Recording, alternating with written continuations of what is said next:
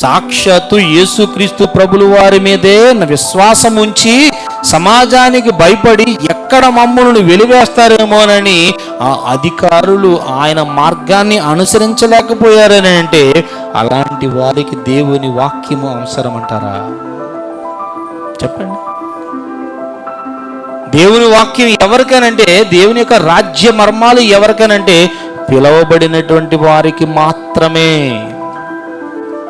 పిలువబడినటువంటి వారికి మాత్రమే. అందుకే పిల్లారా, ఏదో దేవుడు వాక్యం అనేది ఏదో చెప్పించాలి అని అన్న ఆ ఉద్దేశంతో లోకానంతటికి దేవుడు చెప్పిస్తున్నాడు. కానీ ఎవరు మారుతారో, ఎవరు అనుసరిస్తారో, తన్ను ఎవరు వెంబడిస్తారో అన్నీ కూడా ఆయనకి తెలుసండి.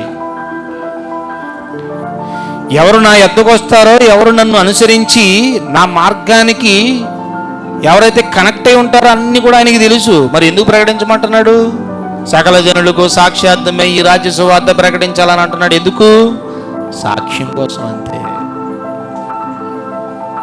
ఈ మేధావులు ఏమంటారనంటే చనిపోయిన తర్వాత మాకెవరు ప్రకటించలేదు కదా, మాకెవడూ చెప్పలేదు కదా, చెబితే మేము వచ్చేసేవాళ్ళం, ప్రతి ఆదివారం కూడా చర్చను వదలకుండా ఉండేవారు అని మళ్ళీ ఏం చెప్తారనంటే దేవుని దగ్గర మాట్లాడతారు. అలాంటి వారి నోళ్ళన్నిటిని కూడా మూయించాలనే ఉద్దేశంతోనే దేవుడు ఏం చేస్తున్నాడనంటే, చెప్పండి.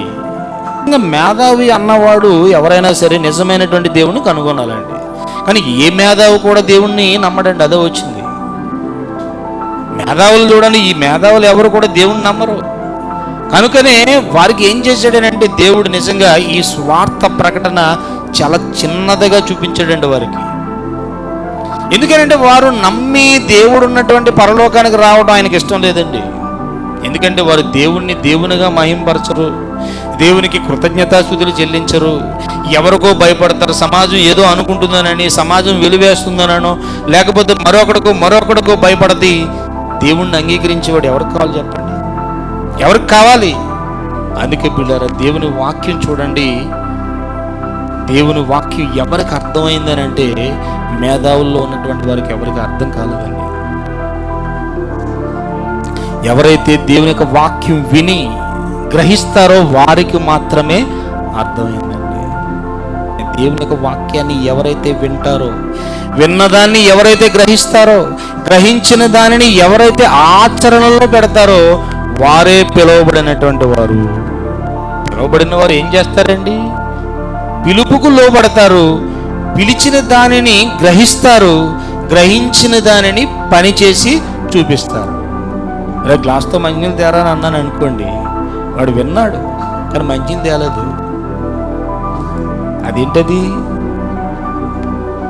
నన్ను గౌరవించినట్లా, అగౌరవపరిచినట్లా? ఏంట్రా చూస్తున్నావు, మంచిని తేరా అని అన్నాను, మళ్ళా అయినా చూస్తున్నాడు, మంచిని తేవట్లేదండి. ఒరే నీకేరా చెప్పేది, వెళ్ళి మంచినీళ్ళు తేరా అని అన్నాను, అయినా వినట్లేదండి. ఈరోజు క్రైస్తవ్యం కూడా అలాగే ఉందండి.